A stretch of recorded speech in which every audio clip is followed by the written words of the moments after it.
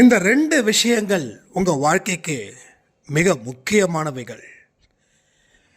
இதன் மூலமா உங்க கர்மாக்களை நீங்க அழிக்கலாம், உங்க வாழ்க்கையில வெற்றி வாகை சூடலாம்.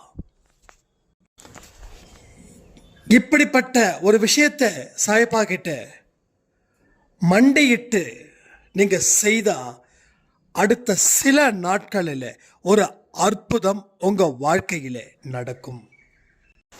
இன்னும் சில நாட்களில் எதெல்லாம் உங்களுக்கு நடக்கலைன்னு சொல்லி வருத்தப்பட்டீங்களோ அது எல்லாமே நடக்கும்.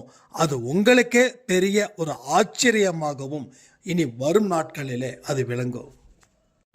பொல்லாதவைகள் உங்களை விட்டு அகலும்.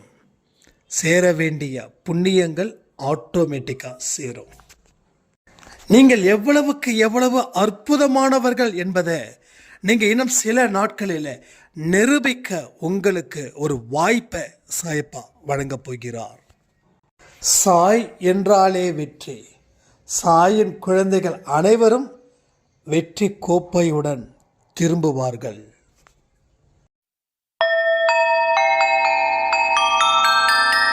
ஓம் சாயிரா சாயிரா, ஓம் சாயிரா சாயிரா, ஓம் சாயிரா சாயிரா, அன்பே சாயிரா, பேரன்பே சாயிரா, அகிலம் தளிக்க ஆத்மா விழிக்க அனுதினம் சாயிரா, எங்கள் அன்பே சாயிரா.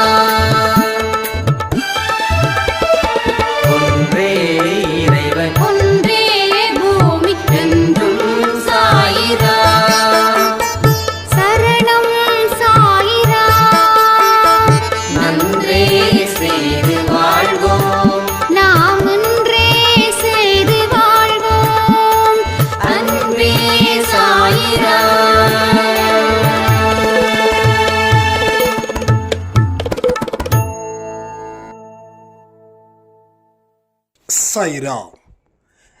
என் உயிரின் உயிரானவர்களே, நமக்கு இந்த ரெண்டு தேவைங்க. இந்த ரெண்டு தேவையும் நிறைவேற்றணும் நம்ம சாயப்பா.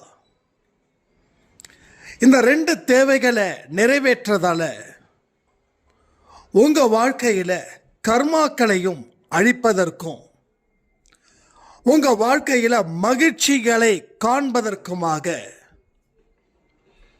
இந்த பதிவு இருக்க போகுது. கவனத்தோட கேளுங்க.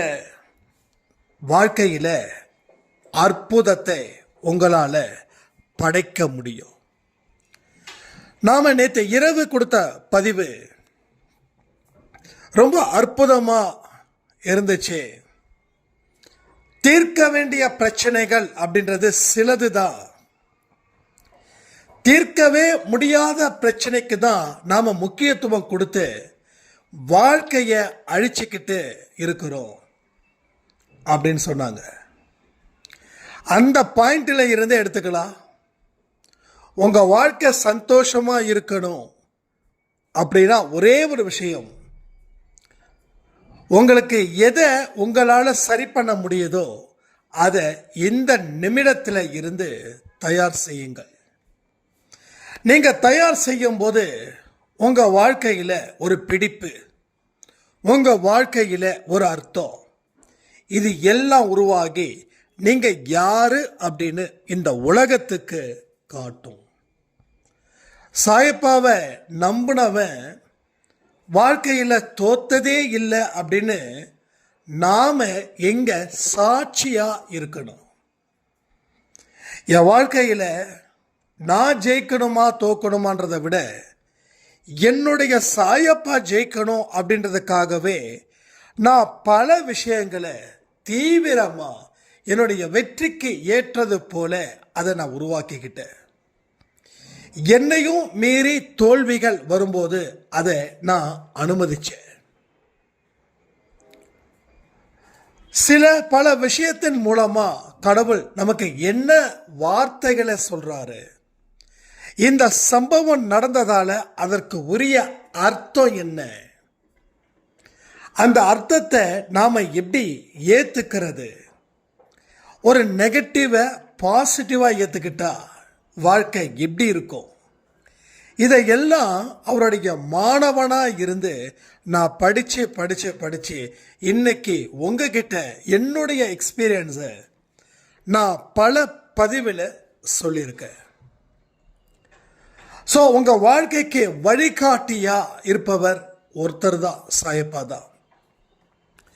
அப்போது நமக்கு இந்த 2 விஷயம் வேணும். ஒன்று, நல்லா நோட் பண்ணிக்கோங்க, வேண்டும் வேண்டும் வேண்டும் விடுதலை. அடுத்தது, வேண்டும் வேண்டும் வேண்டும் வெற்றி.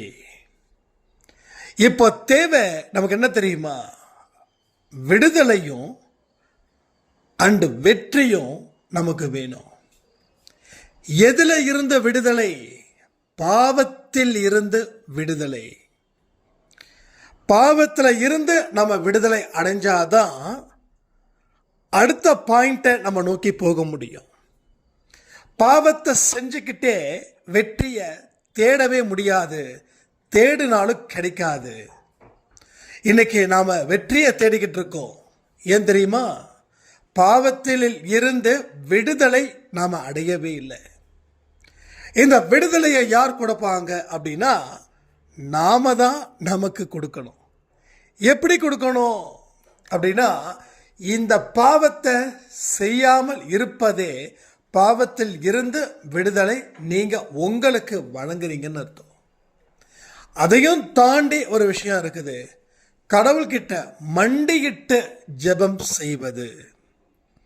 இந்த வார்த்தை பைபிளில் இருந்து வரக்கூடிய வார்த்தை தான். ஆனால் எல்லா கடவுளுக்கும் இது பொருந்தும், எல்லா மனுஷனுக்கும் இது பொருந்தும். எவன் ஒருவன் தன்னுடைய முழங்காலை மண்டியிட்டு ஜெபம் செய்கிறானோ அவனுடைய தீவிரமான வேண்டுதல் கடவுளால் ஏற்றுக்கொள்ளப்பட்டது. நான் இப்போ வரைக்கும் சாயப்பா கடை ப்ரே பண்ணும்போது முழங்காலிட்டு தான் நான் ப்ரே பண்ணுறேன். 1 நிமிடமோ இல்லை 5 நிமிடமோ இல்லை 1 செகண்டோ அது எனக்கு மிகப்பெரிய அளவில் பலனையும் அளிக்கிறது. அதே போல பாவம் மன்னிப்பை கடவுளிடம் கேளுங்கள். எனக்கு இந்த பாவத்தில் இருந்து விடுதலை பெறணும், இந்த பாவத்தை மீண்டும் மீண்டும் செய்யாத அளவுக்கு என்னுடைய வாழ்க்கையை நீ மாற்ற வேண்டும். இதை நீங்கள் முழங்காலிட்டு அவரிடம் கேட்க வேண்டும். முழங்கால் போடுங்க. முழங்காலில் ஏகப்பட்ட அதிசயங்களும் ஏகப்பட்ட அற்புதங்களும் உங்கள் வாழ்க்கையில் நடக்கும். இது நடந்தே தீரும். சரி, சில பேருக்கு முழங்கால் போட முடியாது அப்படின்னா ப்ராப்ளமே இல்லை. முழங்கால் போட்டு பிரார்த்தனை பண்ணுறவங்க பண்ணுங்க. இல்லை அப்படின்னா கடவுளுக்கு உங்களுடைய உடல்நிலையும் உங்களுடைய பிரச்சனைகளையும் தெரியும். அதனால் கஷ்டப்பட்டு முழங்கால் போட்டு அதில் இருந்து எந்த ஒரு வழியையும் நீங்கள் அனுபவிக்க வேண்டாம். உங்களால் எப்படி பிரார்த்தனை செய்ய முடியுமோ அது மாதிரி பிரார்த்தனை செய்யுங்கள். நான் பாவமே செய்யலை அப்படின்னு யாராவது சொன்னீங்கன்னா தயவு செய்து கடவுள் உங்களை மன்னிக்க மாட்டார். ஏன்னா பாவம் செய்யாமல் நாம் பிறக்கலை. எல்லாத்துக்குமே ஆதாரம் இருக்கு. ஆதாரம் இல்லாமல் இங்கே எதுவுமே இல்லை. எல்லாத்துக்குமே பக்கா எவிடன்ஸ் இங்கே இருக்குது. அதனால் பாவங்கள்லாம் நான் எங்கப்பா செஞ்சேன் அப்படின்னு கேட்குறவங்க இதுதான் பாவம்னு தெரியாமலே செஞ்சுக்கிட்டு இருக்காங்க. பைபிளில் கடைசியில் கிறிஸ்து ஜீசஸ் உயிரை விடும்போது என்ன சொன்னார் தெரியுமா? இவர்கள் என்ன பாவம் செய்கிறார்கள் என்று இவர்களுக்கே தெரியல, கடவுளே மன்னியுங்கள் அப்படின்னார். அந்த மாதிரி தான் நாம் இங்கே இருக்கோம். இதுதான் பாவம், இதுதான் புண்ணியம் அப்படின்னு தெரியல. பாவங்கள் எல்லாம் நல்லதுன்னு நினச்சிக்கிட்டு இருக்கோம். ஒருத்தவனை ஏமாற்றி ஒரு பெரிய வாழ்க்கையை வாழ்வது புத்திசாலித்தனம் அப்படின்னு நினைக்கிறோம். சாணக்கியன் மாதிரி யோசிக்காதன்னு சொல்கிறோம்.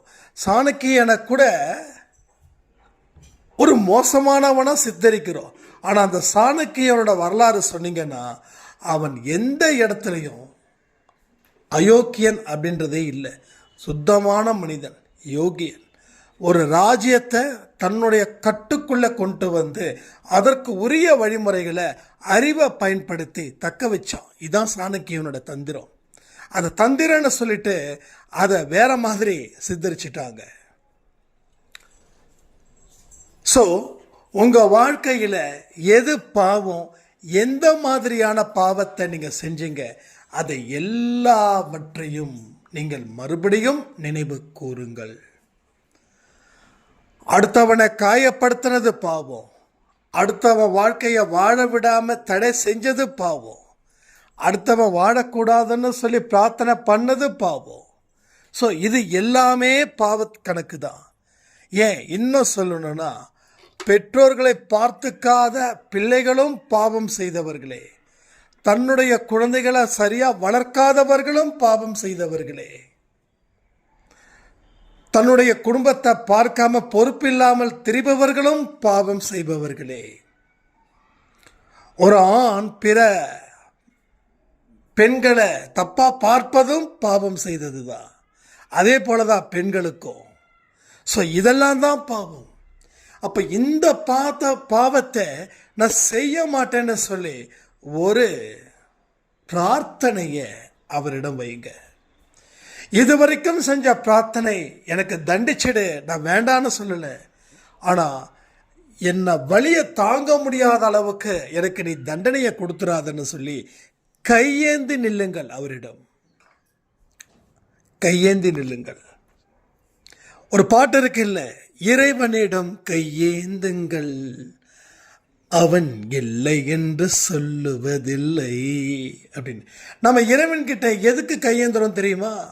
பொண்ணு கொடு, பொருளை கொடு, பதவி கொடு, புகழை கொடு, அதை கொடு, இதை கொடு, இதுக்கு தான் நம்ம கையேந்துறோம். ஆனால் இனி நம்ம அன்பே சாய் குடும்பத்தில் இருக்கிறவங்க இதற்காக இறைவனிடம், அதாவது நம்ம சாய்ப்பாவிடம் கையேந்தக்கூடாது. இப்போ எதற்காக கையேந்தணும் அப்படின்னா, என்னை மன்னிச்சிடு அப்படின்னு சொல்லி 2 கைகளை ஏந்தி அவரிடம் பிட்சை கேளுங்கள். தப்பே இல்லை. இது தப்பா? தப்பே இல்லை. அன்பே சாயில இருக்கிற அத்தனையும் சுத்தமான சொக்கத்தங்கம் அப்படின்னு நம்ம சாயப்பா பெருமையோட ஒவ்வொரு நாளையும் கொண்டாடணும். அந்த மாதிரி நம்ம வாழ்க்கையில் பல விஷயத்தை நாம் சரி செய்யணும். சரி செய்யப்பட்டவை அத்தனையும் உங்கள் வாழ்க்கைக்கு ஒரு பெரிய புதையலையும் ஏற்படுத்துவது போல, அது புரிஞ்சுக்கோங்க. ஒரே நாளில் இந்த புதையல் வராது. நீங்கள் ஒரு மாதத்துக்கு 1000 ரூபாய் சேர்த்து வைக்கிறீங்க. அப்போது 12 மாதத்துக்கு 12,000 ரூபாய். அப்போது ஒரு வருஷத்துக்கு 12,000, 2 வருஷத்துக்கு 24,000, 3 வருஷத்துக்கு 30,000. அப்போ கடைசியில் பார்த்தீங்கன்னா 1 லட்சம். அந்த 1 லட்சம் வர்றதுக்கு எத்தனை மாதம் சேர்த்து வைக்கிறீங்க? அத்தனை மாதம். அப்போது இப்போ பலன் இல்லை, அப்போ பலன் இருக்குது. அதே போல தான் இன்னைக்கு செய்யறதுக்கு பலன்கள் இல்லை, ஆனால் ஒட்டுமொத்தமாக ஒரு பலன் வரும். நீங்கள் எதிர்பார்க்காத நேரத்தில் தான் அந்த பலன்கள் உங்கள் கைக்கு வரும். அப்போது பலனை எதிர்பாராமல் செய்ய வேண்டிய காரியத்தை முழு கவனத்துடனும் சந்தோஷத்துடனும் நிம்மதியுடனும் கடவுளுக்கு செய்யக்கூடிய சேவை போல நினைத்து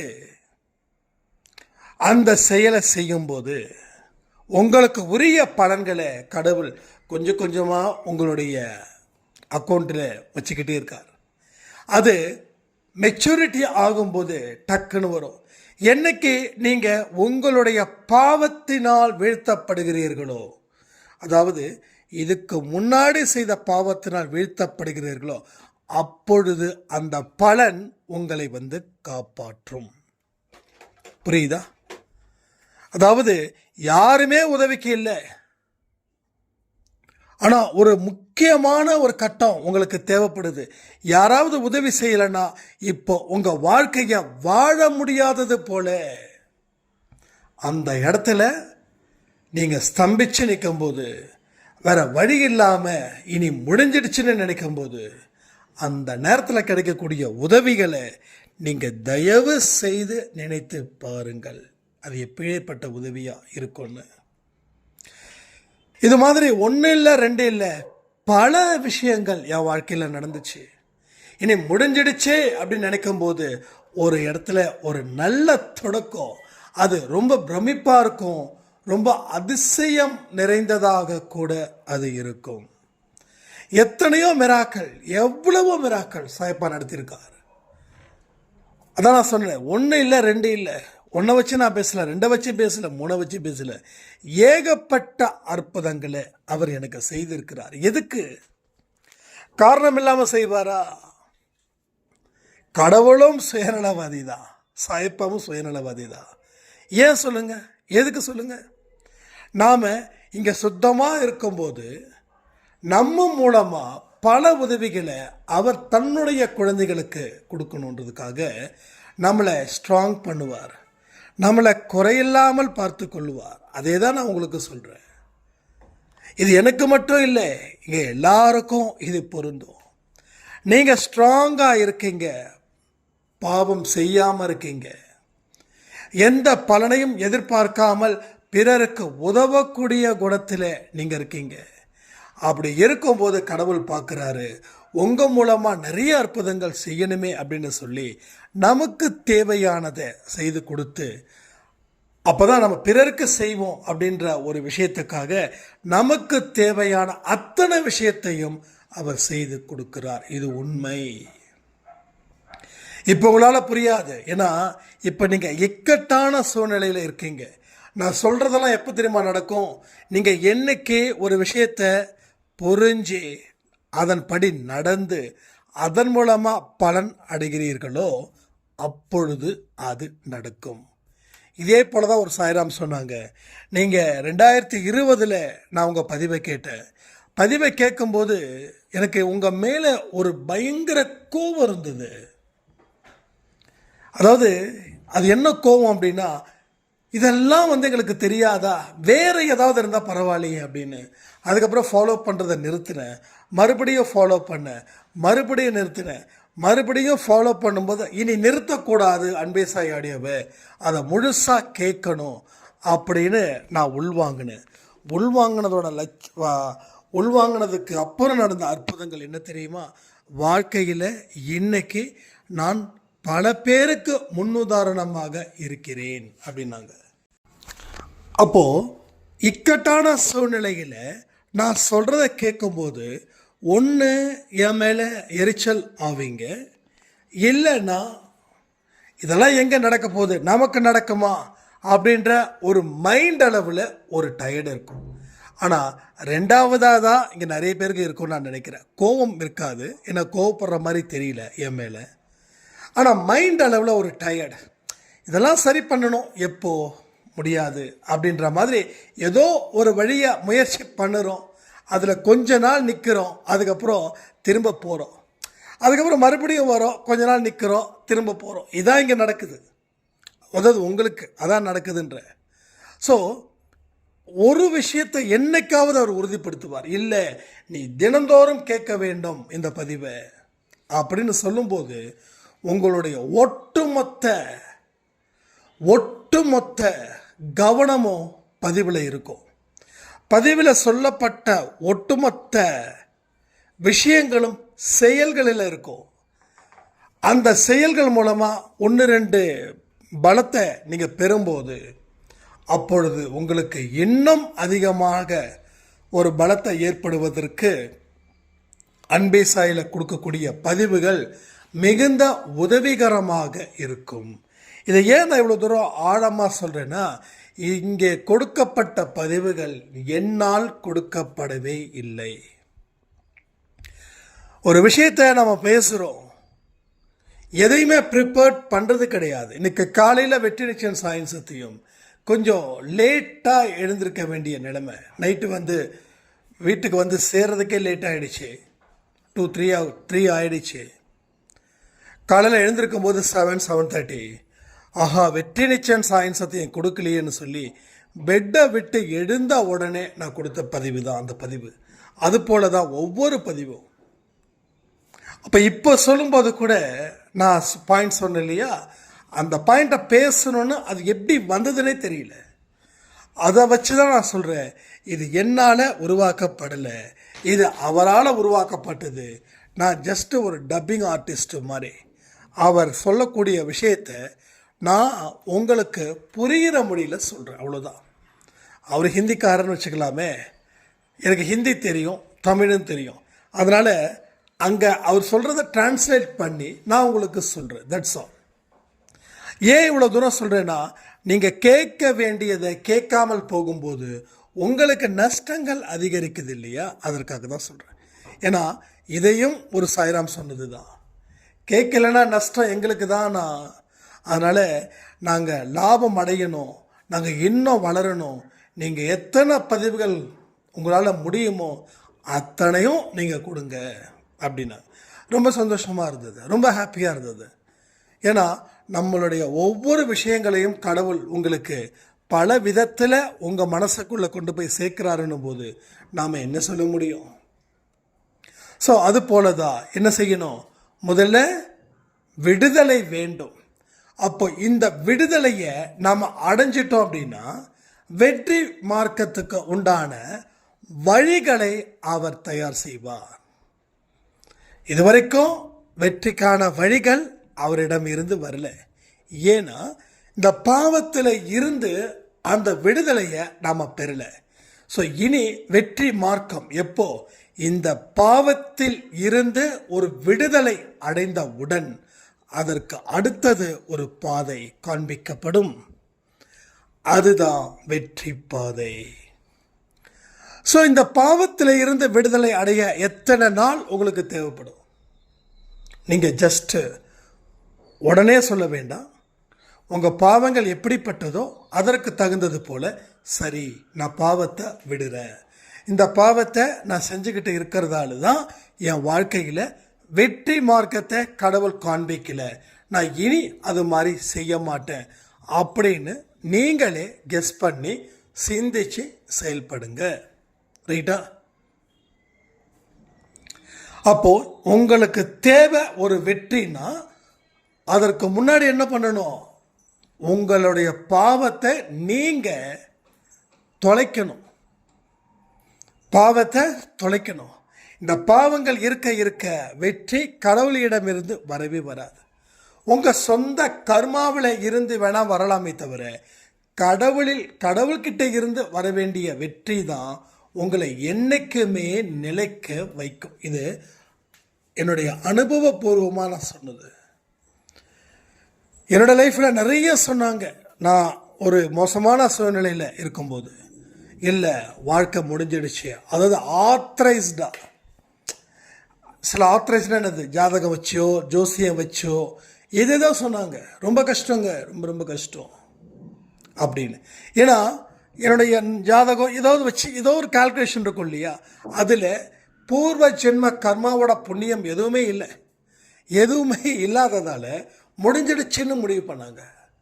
அப்போது எனக்கு வெற்றி எங்கேருந்து கிடச்சிது? என்னுடைய பாவத்தை நான் விடுதலை செய்ததால் கடவுள்கிட்ட இருந்து நேரடி வெற்றி எனக்கு கிடைச்சிது. அது போல தான். அப்போது பாவங்கள் செய்துக்கிட்டே நான் வெற்றி அடைஞ்சிட்டு தான் இருக்கேன் அப்படின்னா அது பூர்வ ஜென்மத்தில் இருக்கக்கூடிய ரிசர்வ், அதாவது சேவிங்ஸ் அக்கௌண்ட் இருக்கும் இல்லையா, பேங்க் அக்கௌண்ட்டில், அதில் 10 லட்ச ரூபா இருக்கும். அதை வச்சு நம்ம செலவு பண்ணுவோம். அப்போ அந்த 10 லட்ச ரூபா திரும்பி தராதா? ஒரே ஒரு ஹாஸ்பிட்டல் செலவு வந்துருச்சுன்னா 5-6 லட்ச ரூபா காலி ஆகிடும் இல்லையா? அப்போது தீருவதற்கு வாய்ப்புகள் அதிகம். ஆனால் அதையே நம்பி உட்காந்துடக்கூடாது. அது போல தான் இங்கேயும். அப்போது பாவம் செய்தவர்கள் வெற்றி அடைகிறாங்கன்னா அவங்களுடைய சேவிங்ஸ் அக்கௌண்ட்டில் இருந்து அந்த வெற்றி அவர்களுக்கு கிடைக்குது. பட் நல்லா புரிஞ்சுக்கணும், பாவத்தோடைய உச்சக்கட்ட சம்பளமே மரணம். அதை தவிர்க்கவே முடியாதது போல ஆகிடும். அதனால தான் சொல்கிறேன், நான் என்ன நினைக்கிறேனோ அப்படி தான் என் வாழ்க்கை இருக்கணும். அப்படின்னா நீங்கள் என்ன நல்ல விஷயத்தை செய்யணும்னு நினைக்கிறீங்களோ அதை உடனுக்குடன் செய்யுங்கள். நாளைய எதிர்காலத்தை நீங்களே தீர்மானிக்க முடியும்.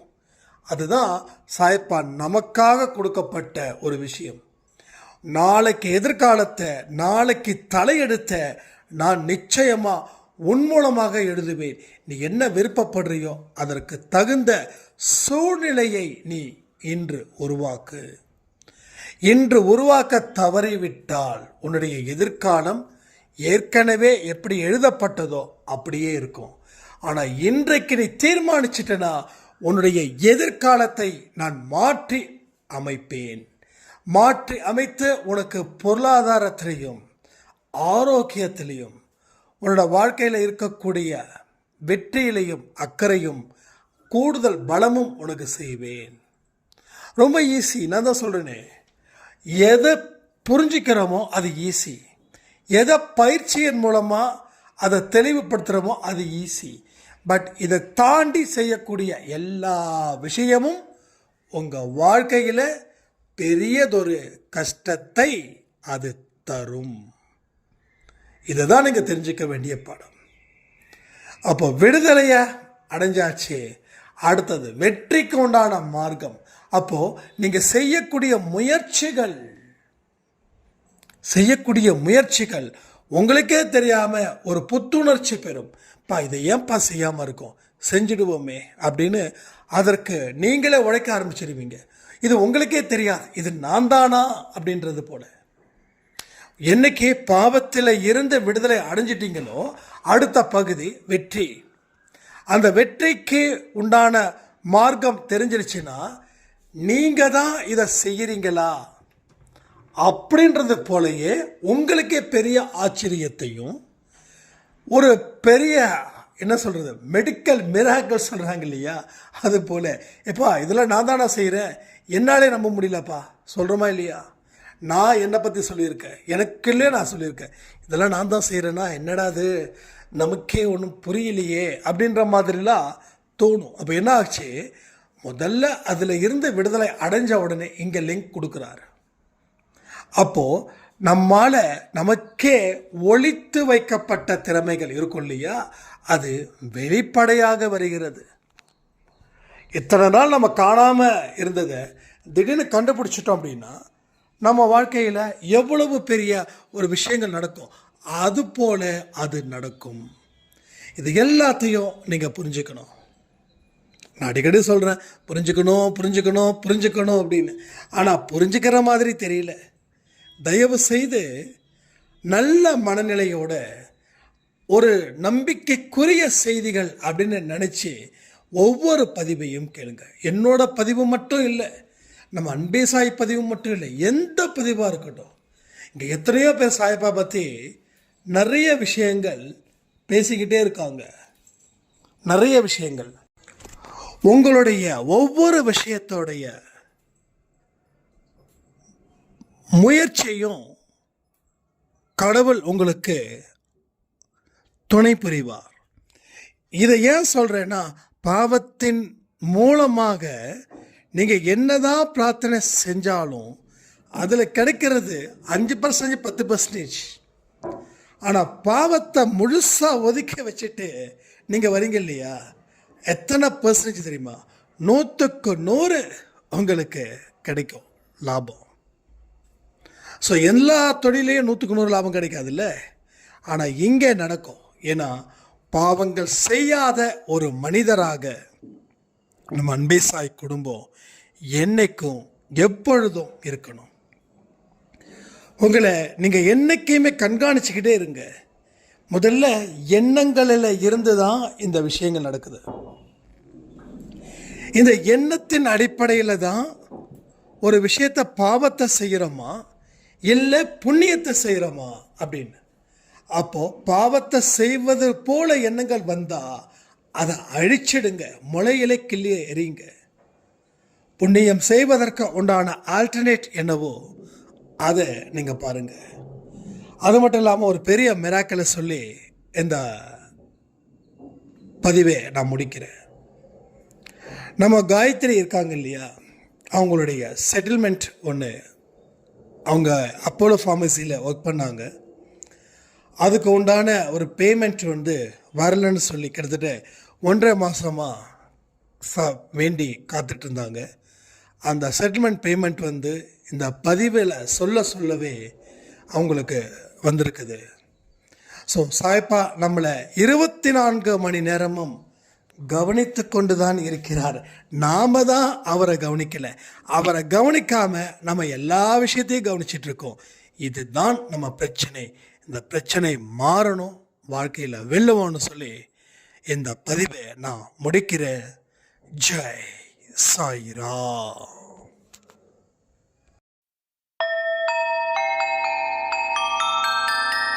ஓம் சாயிரா. சாயிரா.